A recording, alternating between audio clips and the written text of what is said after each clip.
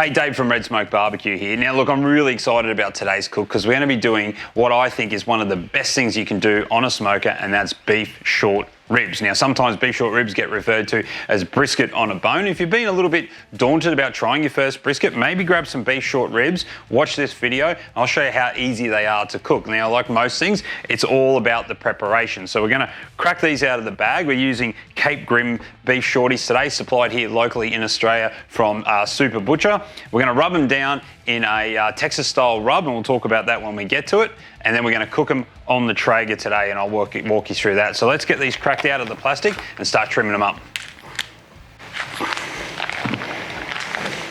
Okay, so we removed our ribs from the plastic, and this is what they look like. So we've got 3 large bones at the back, and you can see the bones sitting inside the meat there. So what we want to do first is trim the top of this beef short ribs off so that we can expose the meat, and then we can apply our rub directly to it. So you can see here we've got quite a lot of silver skin, a lot of loose fat, so we just want to remove that layer. So we're just going to take a sharp knife here and start removing that fat from the top. Okay, so just using our knife, we're just going to start trimming away that hard fat because we don't want to be eating that. Always want to use the knife away from you, not into you. You can see here, now that we're starting to remove that layer of fat, we're starting to see this silver underneath the layer, and that's the silver skin. Now you can leave that on, I've left that on before and it's fine, but my preference is to remove it so we've got a nice clean piece of meat on top. So we're going to do the same thing. So we're just going to take our knife. Once you find which way the grain of the meat is running, try and cut the same way. That way you avoid any divots in your meat. All right, so that's the majority of the hard work done. It's really just removing that layer of fat and that silver skin from the top. Now what you need to do is flip these ribs over. Now as I mentioned earlier, they've got those 3 big bones that run in the back. There's actually a membrane that sits across these ribs, a bit like pork ribs. Some people actually say to leave it on, some people say to take it off.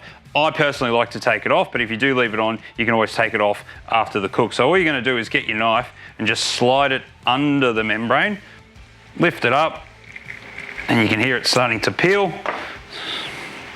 And then all you're going to do is slide your fingers underneath there. It's a lot easier to grip with a paper towel. I forgot to bring some paper towels, so I'm just using a little bit of butcher's paper. You just grip onto the skin like that and just pull that membrane. You can see there lifting off the ribs, and that's that bit there that we want to be pulling off our ribs. Okay, pull it off like that. Pretty simple. That's it there. It's like a skin. You really don't want to be eating it, but if you leave it on, you can always trim it off after you finish cooking your ribs. Now the reason I remove that membrane is because I think it does help get a bit of that smoke and a bit of that flavour through the meat. Okay, so just to quickly recap again, what we've done is remove the hard layer of fat and the silver skin off the top. We've flipped them over, we've pulled that membrane off the back and got rid of that, and now it's time to season our meat.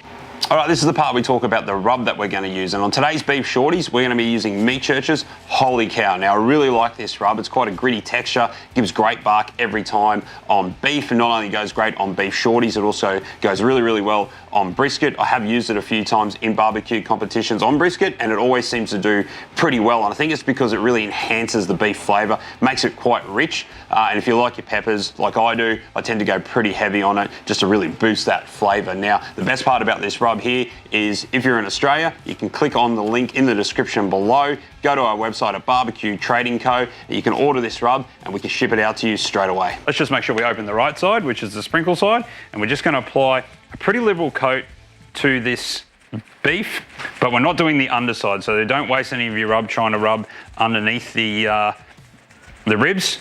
Just apply it to the top. So like I said, a pretty liberal amount. Okay, once you've applied that rub, just give it a pat. Don't rub it in, just pat it on. It smells great, this rub. You can really smell just that salt and pepper. It just tastes great. So hit the sides as well. Just go around the sides. Like I said, don't waste any of your rub on the bottom. All right, so we've rubbed down our first beef ribs here, pretty liberal coating on the top and the sides. Now I like to give my rubs around about 15 minutes to about half an hour just to settle on there before we put them into the smoker. So we're gonna rub down this second one, and then we're gonna head outside and fire up the Traeger and get ready to cook.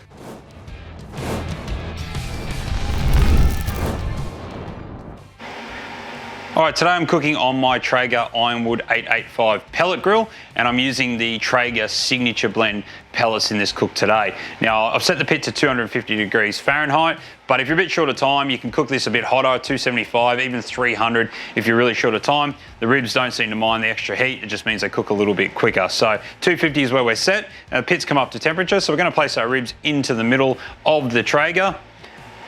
And I'm not going to touch them now for around about 2 hours. So we'll close the lid and we'll come back and check on them in a little while.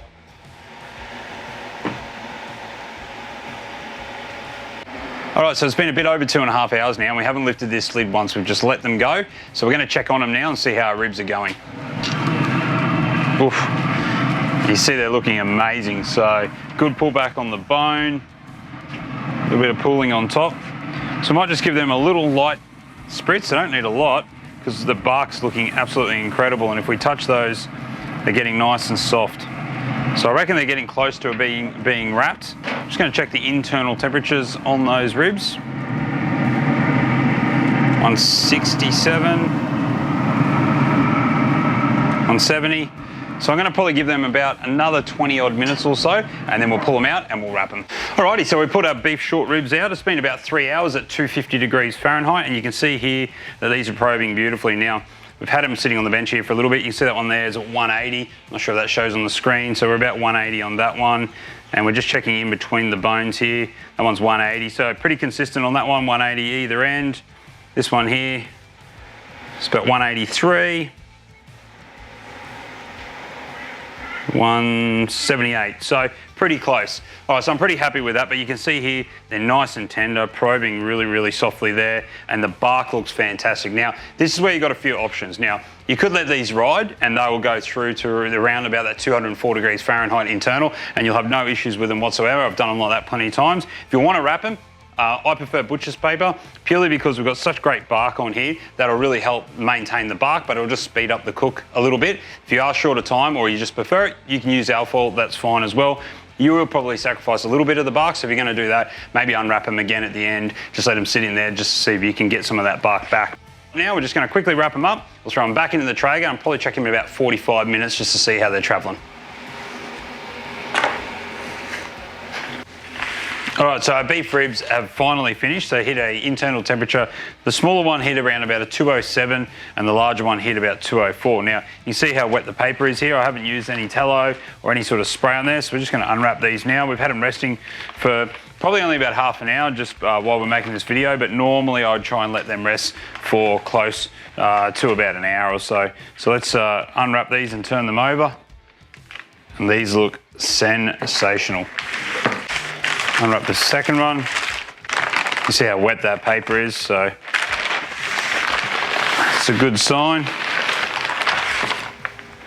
Yeah, that larger rack is looking really good. So still really hot. As I said, it's been resting for a little while, but still super, super hot. So we sat them in a cooler and we wrapped a towel around them. And as I said, they've only been sitting for about half an hour, but ideally I would have liked to have left them there for about an hour or so. And you can see here, they're super jiggly and the probe just melts straight in. The one here in the middle, you can see here if we wanted to, we could really just slide the bone straight out from underneath like that. So we take our knife here and we're just going to slice through here, and that's just absolutely effortless. But you can see there, beautiful smoke ring. Still steaming hot, and these are going to be so tender, so juicy. I don't want to squeeze them too much. Keep all the juice in there. You see there, both those bones just falling straight off. So that's it, that's beef short ribs. And you see why beef short ribs are one of my favorite things to cook, because really not a lot to it. The preparation was really the key part to the whole thing. Once you've prepared your beef short ribs, it's really just stick them in and leave them alone. So I left them in there for almost 3 hours at that 250 degrees Fahrenheit.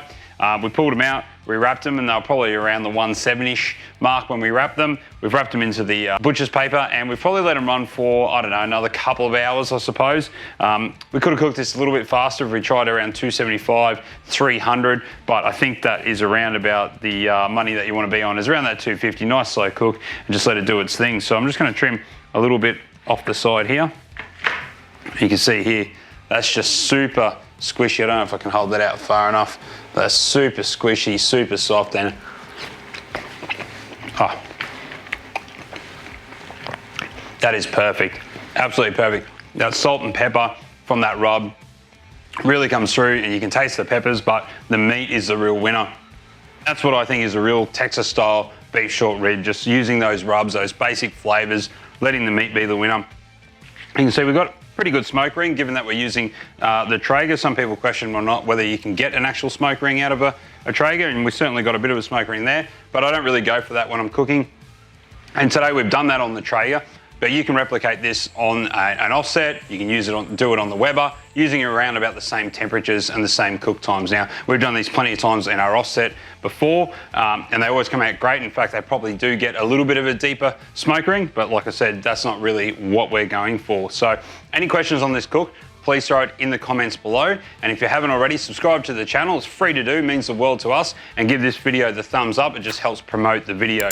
If you really like that rub, we do have a link to it in the description below at Barbecue Trading Co. So I'll make sure I put that down there. So we're gonna go enjoy these short ribs. So until the next video, we'll catch you then.